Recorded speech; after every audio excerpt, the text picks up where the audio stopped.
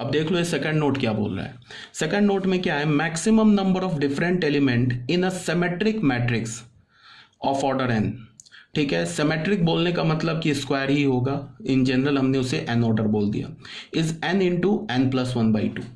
ठीक है, अगर मैंने तुम्हें बोला कि एक थर्ड ऑर्डर का सिमेट्रिक मैट्रिक्स बनाओ, ठीक है, और उसमें तुम्हें करना क्या है, जो उसके एलिमेंट्स लोगे ना उस मैट्रिक्स के, वो तुम्हें मैक्सिमम यूज करना है। मैक्सिमम यूज करने का मतलब कि maximum number of different elements use करना है। तो बताओ कितने एलिमेंट यूज करके तुम एक थर्ड ऑर्डर का सिमेट्रिक मैट्रिक्स बना सकते हो। तो वहां पे ये फॉर्मूला में लिखा हुआ है n into N plus 1/2। N की जगह 3 पुट करोगे तो 3 इंटू 3 प्लस 1/2 आ जाएगा। ठीक है, अब ये कैसे आ गया, तो इसको तुम ऐसे समझ जाओ।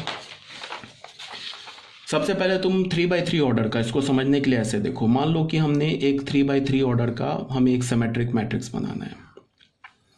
तो 1 2 3 1 2 3 1 2 3, हमें करना क्या है कि इसे सिमेट्रिक मैट्रिक्स बनाना है, पहली बात। दूसरी बात क्या कि इसमें जो इसके एलिमेंट डालेंगे ना, वो एलिमेंट क्या होने चाहिए, सारे डिफरेंट होने चाहिए। तो बताओ कितने डिफरेंट एलिमेंट को तुम यूज करके एक 3/3 ऑर्डर का सिमेट्रिक मैट्रिक्स बना सकते हो। तो इसको मैंने ऐसे बोला, डिफरेंट एलिमेंट यूज करना है। तो मैंने इस डायगोनल पे जो 3 एलिमेंट है इसको डिफरेंट डिफरेंट डाल दिया, 1 2 3 डाल दिया। तो हमें कितने मिल गए, 3 मिल गए। ठीक है, 3 एलिमेंट्स मिल गए, 3 डिफरेंट एलिमेंट्स मिल गए। अब बताओ डायगोनल के ऊपर ये 3 एलिमेंट बचे, डायगोनल के नीचे 3 एलिमेंट बचे।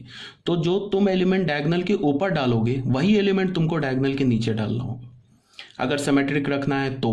या तुम ऐसे भी बोल सकते हो कि जिस एलिमेंट को हम डायगोनल के नीचे रखेंगे वही सेम एलिमेंट हमें डायगोनल के ऊपर रखना होगा, अगर सिमेट्रिक बनाना है तो।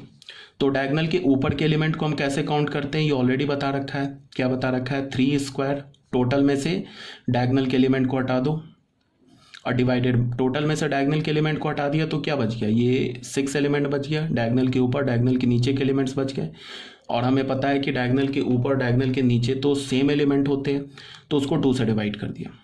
तो ये क्या मिल गया हमें, डायगोनल के ऊपर के एलिमेंट्स मिल गए ना। तो बस इतने ही एलिमेंट हम यूज कर सकते हैं, मतलब इतने डिफरेंट एलिमेंट हम यूज कर सकते हैं अगर मुझे इस ए मैट्रिक्स को एक सिमेट्रिक मैट्रिक्स बनाना है। तो इसको अगर मैं कैलकुलेट करूं तो इसको मैं कैसे करूंगा, 2 इंटू 3 प्लस 3 स्क्वायर माइनस 3/2। इसको मैं क्या बोलूँगा, 3 स्क्वायर प्लस 6 माइनस 3 इज 3, तो 3/2। इससे मैं अगर 3 कॉमन ले लूँ तो क्या मिलेगा, 3 प्लस 1/2। ठीक है, तो अगर मुझे 3/3 ऑर्डर का एक सिमेट्रिक मैट्रिक्स बनाना है तो उसमें मैं मैक्सिमम कितने डिफरेंट एंट्रीज ले सकता हूँ, वो 3 इंटू 3 प्लस 1/2 हो गया। इसी को तुम एक्सटेंड कर दो एन ऑर्डर के मैट्रिक्स के लिए।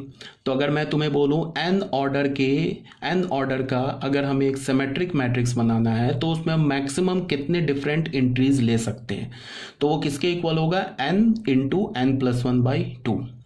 क्लियर होनी चाहिए ये भी बात। तो ये हमारा क्या बोल रहा है, नोट नंबर 2।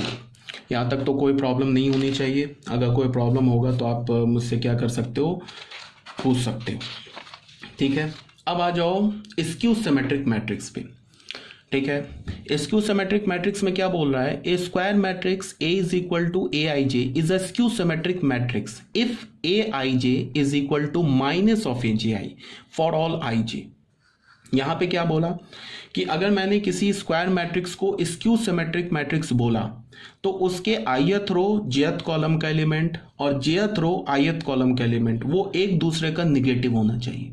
मतलब क्या है कि कंजुगेट एलिमेंट एक दूसरे के निगेटिव होने चाहिए। अगर ith रो jth कॉलम पे अगर हमें 2 मिला तो jth रो ith कॉलम पे हमें -2 मिलना चाहिए। अगर हमें सेकंड रो थर्ड कॉलम पे अगर एलिमेंट 4 मिला तो थर्ड रो सेकंड कॉलम पे हमें -4 मिलना चाहिए। अगर ऐसा है, अगर ए मैट्रिक्स के सारे कंजुगेट एलिमेंट्स खुद आपस में एक दूसरे के निगेटिव हैं तो क्या होना चाहिए, तब जाके उस मैट्रिक्स को हम क्या बोलेंगे, स्क्यू सिमेट्रिक मैट्रिक्स। पहली बात। अब तुम इसी बात को यहाँ पे क्या लिखा हुआ है, A I J is equal to minus A J I for all I J. ठीक है, ये तो इसका डेफिनेशन हो गया SQ का। अब ये ए आई जे क्या है, ये तो ए मैट्रिक्स के ith रो jth कॉलम का एलिमेंट है। अब ये माइनस को मैंने ऐसे बाहर रहने दिया। अब इस ए जे आई को मैंने लिखा, अभी मैंने सिमेट्रिक में बताया ए जे आई को मैं क्या लिख सकता हूँ, ए ट्रांसपोज का ith रो jth कॉलम का एलिमेंट। ठीक है, तो यहां से हमें क्या मिला, ए मैट्रिक्स के ith रो jth कॉलम का एलिमेंट और ए ट्रांसपोज के ith रो jth कॉलम का एलिमेंट विथ माइनस साइन, ये आपस में इक्वल होना चाहिए। तो यहां से हमें क्या पता चला कि अगर कोई मैट्रिक्स ए एक स्क्यू सिमेट्रिक मैट्रिक्स है तो उसके ith रो वो मैट्रिक्स ए मैट्रिक्स और उसका ट्रांसपोज वो एक दूसरे का निगेटिव होना चाहिए, मतलब A is equal to minus of A transpose. अगर ऐसा है तो उस मैट्रिक्स को हम क्या बोलेंगे, एक स्क्यू सिमेट्रिक मैट्रिक्स। क्लियर है ना ये बात? ठीक है, तो यहाँ पे नोट में क्या लिखा हुआ है, यही बात यहाँ लिखा है, दस square matrix A is a skew symmetric matrix if A transpose is equal to minus A is equal to minus A transpose बोल लो या A transpose is equal to minus A बोल लो। Element on the main diagonal of a skew symmetric matrix are always zero. यहाँ पे ये note important है, क्या बोला गया है कि तुम दुनिया के किसी भी स्क्यू सिमेट्रिक मैट्रिक्स को उठा लो, किसी भी ऑर्डर का, उसके जो डायगोनल के एलिमेंट्स होंगे वो हमेशा जीरो ही होंगे। क्यों होंगे, इसको तुम लॉजिकली ऐसे भी समझ सकते हो। अभी स्क्यू सिमेट्रिक मैट्रिक्स के लिए हमने क्या बोला कि अगर कोई matrix A skew symmetric matrix है तो उसके कंजुगेट एलिमेंट आपस में एक दूसरे के नेगेटिव होने चाहिए, ऐसे बोला। अभी लॉजिकली समझा रहा हूँ, उसके बाद मैं यहाँ पे इसे प्रूफ भी करूँगा। तो कंजुगेट एलिमेंट एक दूसरे के नेगेटिव होने चाहिए, ठीक है।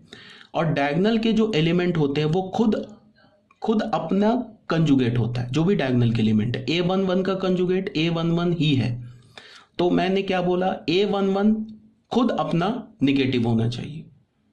तो ये कब पॉसिबल है, कौन सा नंबर है ऐसा रियल नंबर है जो खुद का निगेटिव है, वो सिर्फ जीरो है।